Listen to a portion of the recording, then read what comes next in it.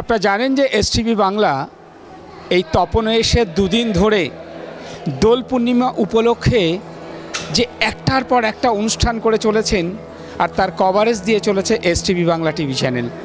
তো প্রতিনিয়ত দুদিন ধরে এক টানা কভারেজ করে চলেছে এসটিভি বাংলা। আর আমরা সবাই জানি হিন্দু শাস্ত্রে সনাতন ধর্মে আমরা ধর্মে বিশ্বাসী। আর আজকের এই অধ্যক্ষ মহারাজ যেভাবে এই দুদিনব্যাপী অনুষ্ঠান করে চলেছেন সে কথা আমার মনে হয় ভোলার নয়। তাই আজ দুদিন ধরে আমরা যেটা দেখলাম পদাবলী কীর্তন, আর পদাবলী কীর্তন আজকে ক্যামেরা আমরা অফ করতে পারিনি যে এত সুন্দর উনি পদাবলী কীর্তন করেছেন। আমরা তার মুখ দিয়ে কিছু কথা শুনবো। জয় জয় রাধে জয় রাধে জয় জয় রাধে জয় জয় রাধে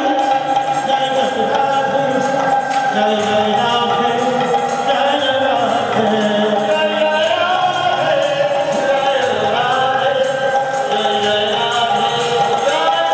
রাধে রাধা নাম গাইতে গাইতে দিদি চলেছে।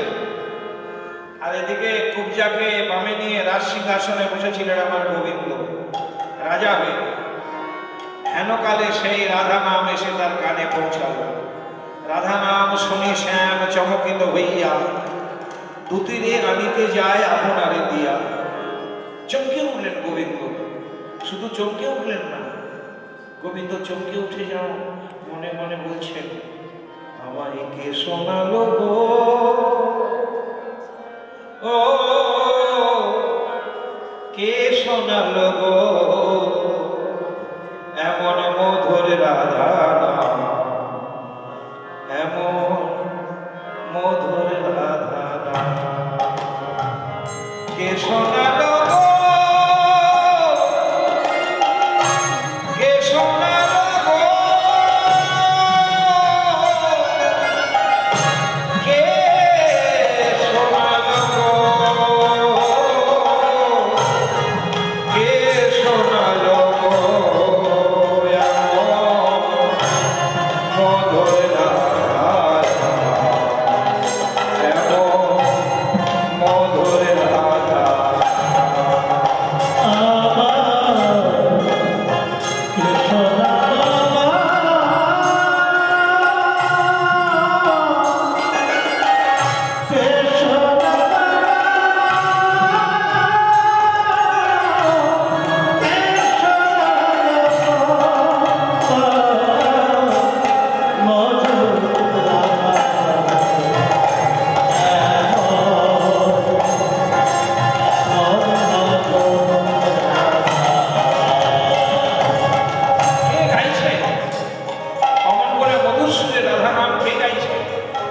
কারণ মথুরাতে তো কেউ জানে না, এই রাধা নাম তো মথুরায় কেউ জানে না।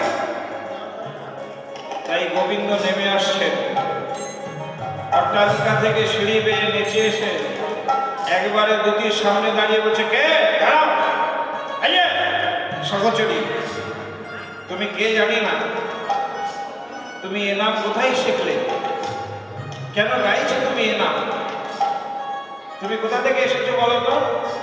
বৃন্দাবন, তাই বলি বৃন্দাবন থেকে তুমি এসেছো, কিন্তু সহচরী তোমাকে দেখে বড় চেনা চেনা মনে হচ্ছে, কে তুমি? নাম গাম কহ মোরে পরিচয় দে, তোমার নাম ধাম পরিচয় বলো, তুমি কে?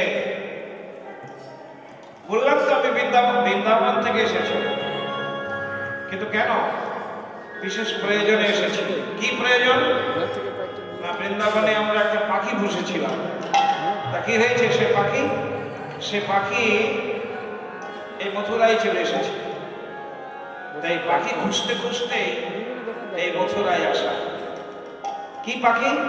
শ্যাম সুখ পাখি, সুন্দর নিরখি, আমরা ধরিল নয়ন ফাঁদে, হৃদয় পিঞ্জরে রাখিতাম সাদরে, মন ঘেঁষি কলে বেঁধে,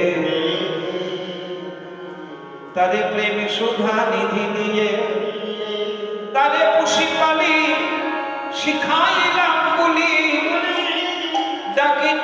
রাধা বলে, পাখি ডাকে তো শ্রী রাধা বলে। সে পাখি হইয়া অবিশ্বাসী কাটিয়া খুশি এসেছে মথুরাপুরে। সন্ধান করিতে পাইলাম জানিতে, নাকি কুবুজা রেখেছে ধরে। সে পরের পাখি ধরে কেন? পরের পাখি ধরে কেন? কুবুজা কি এতই কুবুঝা? পরের পাখি কুবুঝা ধরে কেন? কুবুজা কি এতই কুবুঝা? সে নারী হয়ে নারীর বেদন যেন হরি কুবুঝাকে এতই কুবুঝা। হরি হয়ে নারী বেদনা বুঝে না। কুবুঝাকে এতই কুবুঝা। হরি হয়ে নারী বেদনা জানে না।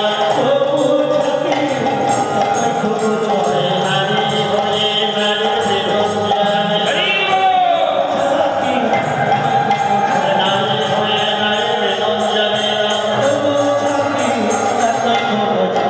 হয়ে নারী বেদনা জানে না। হরি পরের পাখি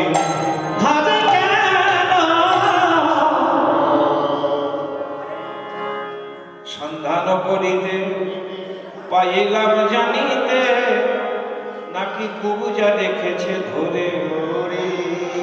তাই আপনার ধন করিতে পাত্র রাই পাঠাইল মোরে। চণ্ডীদাস দিকে তগত জবিজে, পাখি পাইতে পারে কি না পারে? পাখি পাইতে পারে কি না? বিচার করে বলো হে রাজা, আমাদের পাখি আমরা পাবো কি না? একবার বিচার করে বলো হে রাজা। না না, অবশ্যই পাবে, কেন পাবে না? পাখির মাথায় আছে পাখির পাখা, পাখির মাথায় আছে পাখির পাখা। পাখির পাখায় আছে পাখির পাখা। মাথায় আছে পাখির পাখা। মাথায় আছে পাখির পাখা। পাখি রাধার নামেতে লেখা মাথায় আছে। পাখির পাখা। আরে পাখির রাধার নামে লেখা মাথায় আছে পাখির পাখা। কি বললে? পাখির মাথায় পাখির পাখা।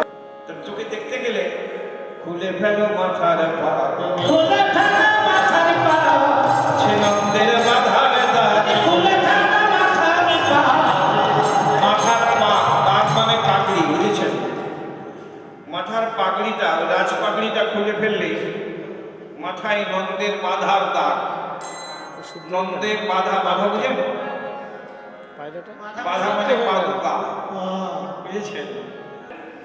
একবার ব্রজে চলো ব্রজেশ্বর, দিনে দুইয়ের মতো।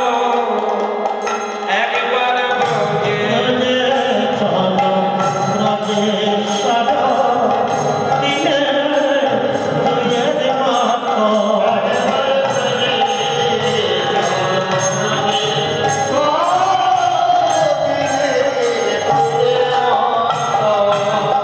তোমার মনে মিলে গো, থাকিও সেখাই, মাইয়ে এসো দ্রুত। তোমার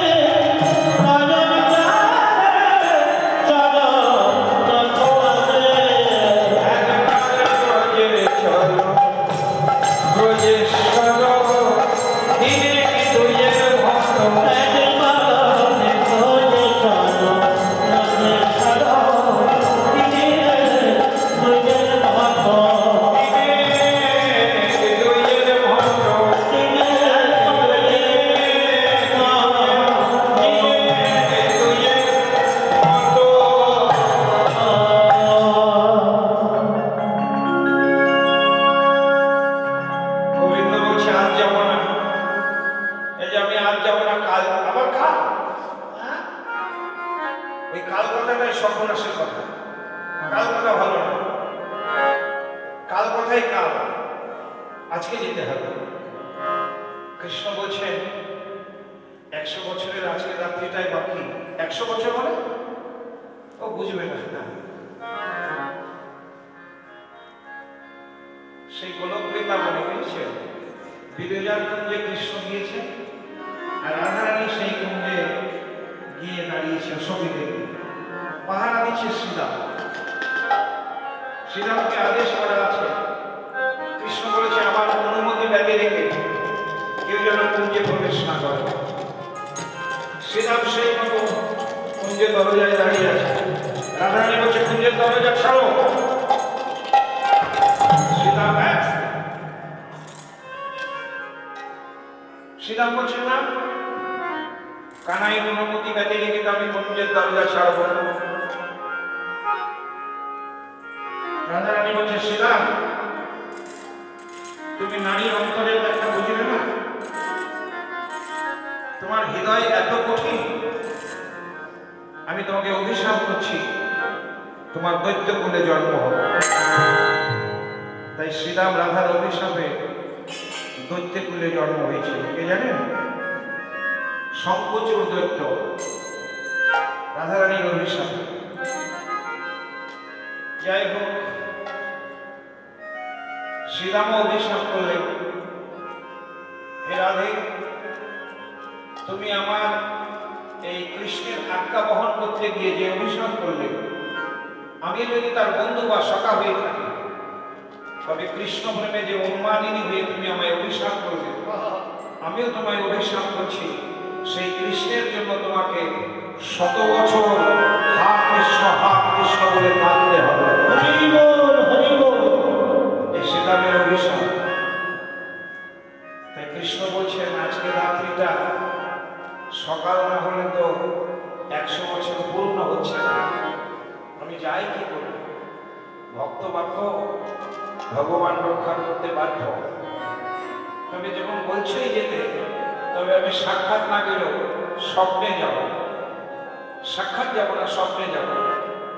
তাই প্রতি ফিরে এলেন বৃন্দাবনে, কুঞ্জ সাজালেন। রাধারানী নিদ্রার আবেশে দেখতে পেলেন প্রাণকান্ত গোবিন্দ তার কুঞ্জে আসছে। বহুদিন পরে বধূ এলো ঘরে, দেখা না হইল পরানো গেলে। আমি এতক সহিল অবলা বলে, পাষাণ হইলে বুঝি যাই তো বলে। পাষাণ মানে পাথর হলে বুঝি গলে যেত, অবলা বলেই আমি এত সয়েছি। দুঃখিনীর দিন তো দুঃখিতে গেল, মথুরা নগরে তুমি ছিলে তো ভালো। কৃষ্ণকে বলছেন আমার দিন যেমনই যাক, তুমি ভালো ছিলে তো। বাহু পশালিয়া শ্যাম নিল বলে, গোবিন্দ দাসের মনে আনন্দ বাড়িলে। জয় লীলায় জয় লীলায়। শ্যাম সঙ্গে রায়ে রঙ্গে, শ্যাম সঙ্গে রায়ে রঙ্গে মিলে কিশোরী। ভক্তগণের সঙ্গে মিলে চলো হরি হরি।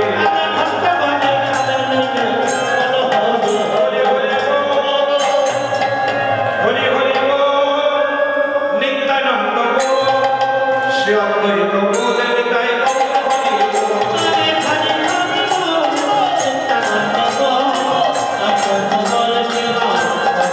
বল। হরি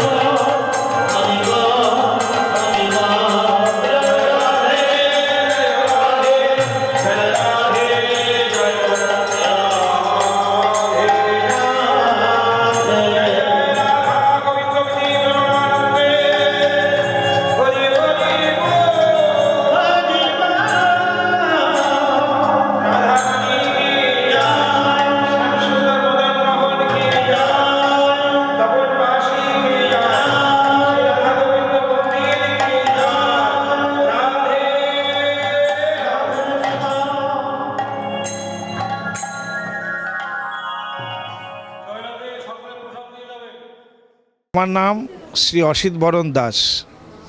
আমি পদাবলী গায়ক।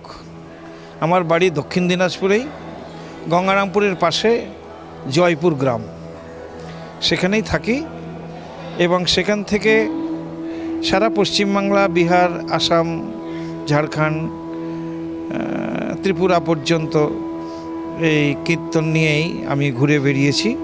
এখন একটু কমিয়ে দিয়েছি, অর্থাৎ শরীরটা একটু আমার খুব ভালো নয়, তবুও গাইছি, মহাপ্রভু যতদিন চালায় চলছি। তা আপনারা নিজেরা দেখলেন এই আসরে কেমন করে কীর্তন করলাম।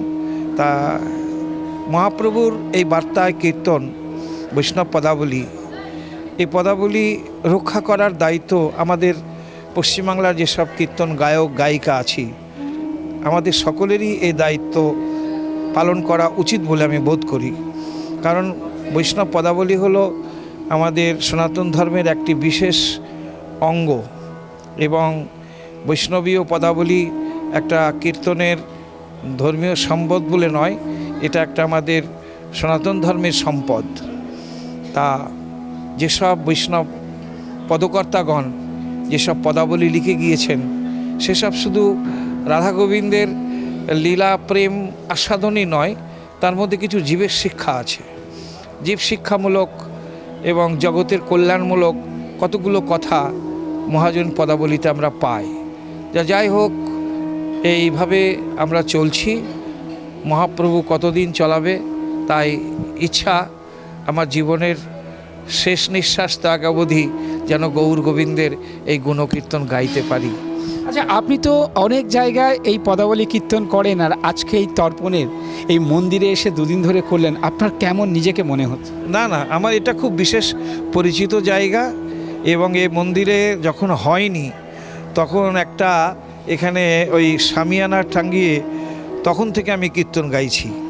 তা আজ থেকে কতদিন আগে থেকে কীর্তন গাইছি ঠিক আমি হিসাব করে বলতে পারবো না। তা নাই করে 20-22 বছর আগে থেকে এই মন্দিরের সঙ্গে আমার ওতপ্রোতভাবে জড়িত এবং এতদ অঞ্চলের ভক্তবৃন্দও আমার খুব পরিচিত এবং তারা আমাকে খুব ভালোবাসে এবং কীর্তন শুনতেও ভালোবাসে। তারা বড় কীর্তন রসিক প্রেমিক, তাই কীর্তন আমার ভালো লাগে। তাদের ভালো লাগে মানে আমারও ভালো লাগে। আমার লাস্ট প্রশ্ন, এই কীর্তনের মাধ্যম দিয়ে সাধারণ মানুষকে আপনি কি বার্তা দিতে চান? আমি কীর্তনের মধ্যে দিয়ে সাধারণ মানুষকে একথাই বলবো যে ব্যাপার হলো কি, হরিনাম কীর্তন এবং যেখানে সৎ আলোচনা, সৎ ভাগবত কথা, হরি কথা, রামকৃষ্ণ কথা যেখানে হয় সেখানে মানুষের যাওয়া দরকার। কেন? সৎ আলোচনার মাধ্যমেই মানুষের মন পবিত্র হয় এবং মানুষ সৎ পথে চলবার দিশা খুঁজে পায়। যার জন্য যেখানেই সৎ প্রসঙ্গ বা সৎ মানুষের সমাগম, সেখানে গিয়ে একটু বসা দরকার। কিন্তু আমরা তো সব বিষয়াবদ্ধ মানুষ, সে সময় পায় না। সে যতটুকু সময় পাও একটু সৎ প্রসঙ্গে সৎ কথা শ্রবণ করো, কীর্তন করো এবং সৎ সঙ্গ করো। যারা আপনার সাথে এই এত সুন্দর একটা অনুষ্ঠান দেখে যোগাযোগ করতে চাইবে, যদি আপনি তার কন্ট্যাক্ট নাম্বারটা দিয়ে দেন। আমার কন্ট্যাক্ট নাম্বার, মোবাইল নাম্বারটাই বলি, 9434144948। এটাই হলো আমার কন্ট্যাক্ট নাম্বার। যদি কেউ কখনো কোথা থেকে কন্ট্যাক্ট করে, তা নিশ্চয়ই মহাপ্রভুর ইচ্ছায় যদি সৌভাগ্য হয় যাব নিশ্চয়ই। রাধা গোবিন্দ কি জয়, জগন্নাথ কি জয়, বলরাম কি জয়, সুভদ্রা দেবী কি, রাধা গোবিন্দ মন্দির কি, অনন্ত কোটি ভক্ত মণ্ডলী কি জয় শ্রীরাম, জয় শ্রীরাম, জয় শ্রী রাধেশ্বর। নিবেদন করছে এসটিভি বাংলা, সঠিক কথা সহজে বলা।